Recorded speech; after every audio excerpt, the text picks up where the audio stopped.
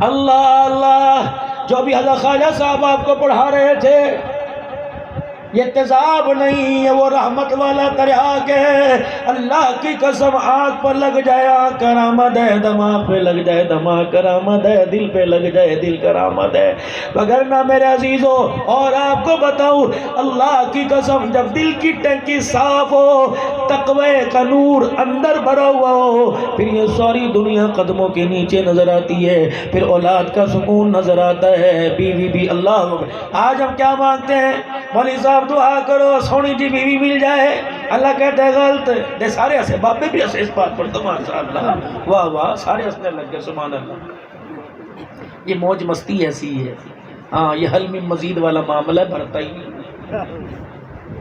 ہاں ہاں یہ فطرت ہے انسان کی، جی بات ہے کہ نہیں؟ کسی کی چلی جاؤنا لگائی، وہ کہے اجی جی دوسری کرا دے، وہ بس اب میرے میں کیا رکھا، پھر نیچے سے وہ کہے دیکھ لیے کوئی بات نہیں تیری مرضی پہ۔ یہ ایک مزاج اللہ نے رکھا، ہن لباس لکم وانتم لباس لہم، یہ وہ لباس تھا جو ایک دوسرے کے جسم کو ڈھانپتا تھا۔ اب تو میرے عزیز جب دل کی ٹینکی کے اندر گند بھر گیا تو یہی لباس ایک دوسرے کے کپڑوں کو پھاڑ رہا ہے، نظر نہیں آ رہا۔ امیدیں اس کو بھی جھوٹی لگا دی، اسی لیے علماء دیندار طبقہ منگنی کا مخالف ہے کہ نکاح کرو سیدھا۔ بہنیں بھابھیوں سے نمبر لے کے دیتی ہیں، بھیا کو نمبر دے دو، آپس کے اندر تمہاری ذہن سازی ہو جائے گی۔ میرے عزیزو 2 سال شادی کو لیٹ کر دیے، یہ کون سی ذہن سازی ہے کہ گھر کے اندر آئی اسے ساس ماں نہ لگی، سسر باپ نہ لگا، اسے میرے عزیزو دیور جیٹھ اسے بھائی نہ لگے۔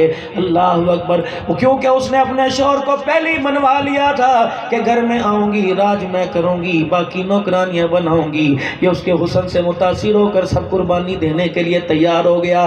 میری بہنوں اگر تم سن رہی ہو، بیٹھی ہوئے بیٹھے، میرے بہنوں میں تمہارے سے چھوٹا سا سوال کر کے جاؤں گا، مجھے ایمانداری سے بتاؤ، جب تم اپنے پیا کے گھر میں آئی تھی، جب تم پھولوں والی گاڑی میں بیٹھ کے آئی تھی، تم نے کفن کی چادر پہنی تھی یا کروڑ پکے میں سب سے مہنگا ترین جوڑا پہنا تھا؟ تمہیں کروڑ پکے کی دکان پہ پسند نہ آیا، تمہیں میرے عزیزوں ملتان بھی پسند نہ آیا، ایک لال جوڑا جو 2 گھنٹے پہننا تھا وہ لینے کے لیے تم لاہور چلی گئی۔ تمہیں لاہور جا کر جوڑا دلانے والے کا مقصد کیا تھا کہ میرے گھر میں آئے گی، پھولوں کی طرح مسکرائے گی، میرے گھر کی جہنم کو جنت بنائے گی، ابا کا نور نظر آئے گا، ماں کا پیار نظر آئے گا۔ لیکن کیا پتا تھا جس کو ولیمے میں 800 آدمیوں کو کھانا کھلا کر جس کی خوشی میں دعوت کروں گا، جسے لال جوڑے پہناؤں گا، ماں کی نشانی سونے کے کنگن پہناؤں گا، وہ میرے گھر کے اندر آ کر ایسے مزاج کے تیر چلائے گی، ایسا کڑوا بول بولے گی کہ بیٹے کو ماں اچھی نہیں لگے گی، باپ کو بیٹا اچھا نہیں لگے گا۔ یہ لال جوڑا تو میں اس لیے لے کے آیا تھا تو میرے گھر پر سکون کا صاحبان بن جائے۔ مجھے کیا پتا تھا یہ لال جوڑا مجھے روزانہ اتنا رلائے گا، جب تک میرا جنازہ نہیں اٹھوائے گا اس لال جوڑے کو چین نہیں آئے گا۔ پہلے تو کہتی تھی دعا کرو اللہ کرے میری عمر انہیں لگ جائے، اب یہ کہتی ہے اللہ کرے جان چھوٹ جائے۔ میری بیٹی ایک بات پلے فقیر کی باندھ لینا، میں نے میل سی جانا اس لیے مختصر کر رہا ہوں، دعا کرنا۔ ایک بات پلے فقیر کی باندھ لینا، بھینس کھونٹے کے اوپر، جانور کھونٹے کے اوپر اچھا لگتا ہے، رسی ٹوٹ جائے سے ڈنڈے بھی پڑتے ہیں، اس کو کھینچا تانی بھی کی جاتی ہے۔ سہاگن رہیو، نفل صلاۃ الحاجات کے پڑھ کے، سفل حاجت کے پڑھ کے اللہ سے سہاگن لال جوڑے کی سلامتی کی دعا مانگیو، وگرنہ اللہ کی قسم جب تک سر کا سائیں ہو، ریڈی لگانے والا ہو، دال پاپڑی چنے بیچنے والا ہو، عورت سہاگن اچھی لگتی ہے۔ میرے عزیزو اگر مرد مر جائے تو عورت کے اٹھنے سے پہلے گھر کی غیرت کا جنازہ پہلے ہی اٹھ جاتا ہے۔ یہ میرے عزیزو یہ سارے بیٹھے ہیں تجربے مشاہدے سے بات کر رہے ہیں۔ اللہ نے تجھے 4 دھیاں دیا، اللہ نے تجھے 2 دی 3 بیٹیاں دیا، تو ان کی تربیت ایسی کر کہ اللہ اکبر سسرال میں جائیں لوگ ان کو دیکھیں، تعریف کے پل ماں باپ کے باندھنے لگ جائیں، اب تو کہتے ہیں نسل ہی ایسی گندی ہے۔ اے میری بچی، اپنی بچی کو کردار نہ سکھایا، اپنے ماں باپ پر انگلی اٹھا رہی ہے۔ یہ رحمت للعالمین کی سیرت ہے صلی اللہ علیہ وسلم۔ اپنے گھر کے اندر مشین بھی تو لگاوے، پورے والی انگیٹھی پہ روٹی ہنڈی بھی تو پکاوے، لیکن سسرال میں آنے کے بعد تین تین نوکرانیاں جب تک نہ ہو تیرا مزاج نہیں بنتا۔ تجھے خدیجہ کا گھر یاد کوئی نہیں، اسلام کی تاجرہ مکے کی رئیسہ، مردوں میں بھی خدیجہ کے مقابلے کا امیر کوئی نہیں۔ 20 نوکرانیاں ہر وقت خدیجہ کے دروازے پہ بیٹھی رہتی۔ جب سرکار مدینہ تشریف لاتے، اماں خدیجہ کہتی جاؤ آرام کرو، تمہارا کام ختم ہو گیا۔ آٹا بھی اماں بوڑھی گوندے، کھانا بھی بنائے۔ ایک دن سیدہ خدیجہ، میرے عزیز و عمر 60 سے اوپر ہے، روٹی چکیر سالن لے کے آئی، قدموں کی لڑکڑاہٹ سے حضور نے ہنسنا شروع کر دیا۔ اماں خدیجہ کہنے لگی ہاں جی ہاں، جوانی چلی گئی، بڑھاپا آ گیا، اب تو آپ کو میری چال ڈھال پہ ہنسی آئے گی۔ نبوت کی آنکھیں ہنسی میں آنسوؤں میں تبدیل ہوئی۔ فرمایا خدیجہ کون کہتا ہے میں تیرے پہ ہنس رہا ہوں؟ خدیجہ تیری جیسی بیوی ہونے پر تو میں فخر کر رہا ہوں۔ اے خدیجہ، جب تو چولہے کے آگے بیٹھ کے ہانڈی روٹی پکا رہی تھی، جبرائیل نے آسمان کے کناروں کو چھوڑ دیا تھا۔ جب دسترخوان بچائی، اللہ اتنا خوش ہوا اس خدمت پر میں محمد کی جو تو نے کی، جبرائیل خدا کا سلام لے کے تیرے دروازے کے اوپر آ گیا۔ میری بہن اپنے مرد کا کام خود کر، کپڑے استری کرنا کپڑے دھونا بھی عبادت ہے، لیکن یہاں تو لپوتیاں کہتی ہیں لے آج میں نے دو استری کر تو میرے کر، میرا حق نہیں تیرے پر۔ اب تو الحمدللہ تمہیں نادرہ سے بھی بڑا زیادہ حق مل گیا، گورنمنٹ نے بھی دے دیا۔ اب تو لگ رہا ہے عبداللہ نام سکینہ بی بی بن جائے گی، گھر والی عبداللہ خان بن جائے گی۔ صورت حال رہی،